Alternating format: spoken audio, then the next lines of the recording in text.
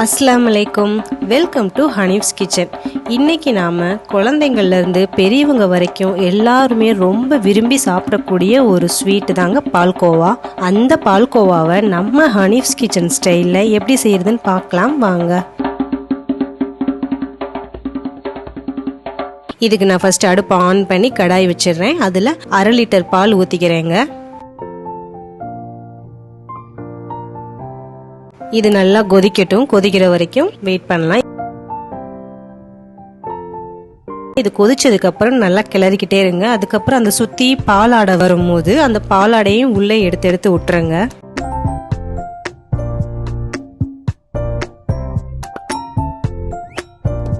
இப்ப பால் நல்லா கொதிச்சிருச்சுங்க. கொதிச்சதுக்கு அப்புறம் நம்ம அடுப்பை சிம்மில் வச்சுட்டு மிக்ஸ் பண்ணிக்கிட்டே இருக்கலாம்.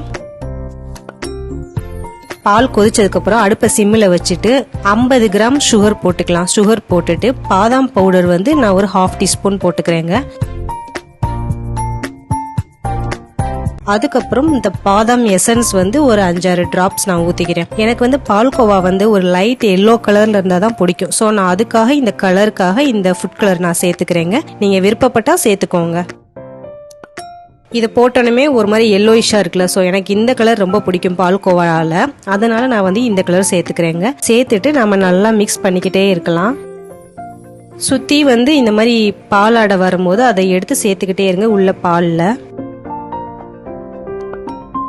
நம்மளுக்கு 1/2 லிட்டர் பால் 1/4 லிட்டரா சுண்டணும். அந்த அளவு நம்ம மிக்ஸ் பண்ணிக்கிட்டே இருக்கணும்.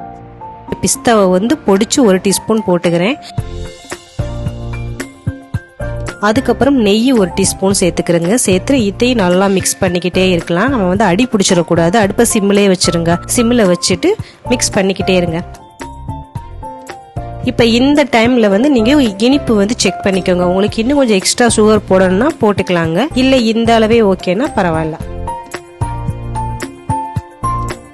இப்போ பாருங்க நல்லா இந்த மாதிரி ஒரு கன்சிஸ்டன்சில வந்துருச்சு. இப்போ நம்ம அடுப்பை ஆஃப் பண்ணிடலாம். இது கொஞ்சம் ஆறுனதுக்கு அப்புறம் இன்னுமே நல்லா கெட்டி ஆயிடுங்க.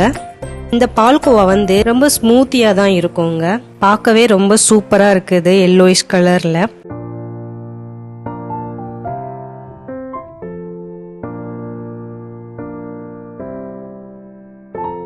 மேல கொஞ்சம் நான் பிஸ்தாவும் தூவிக்கிறேன்.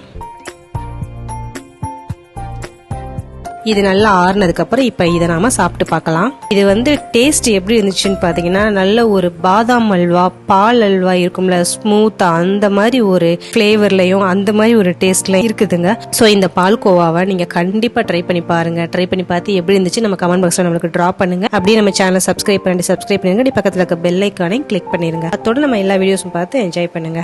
தேங்க்யூ.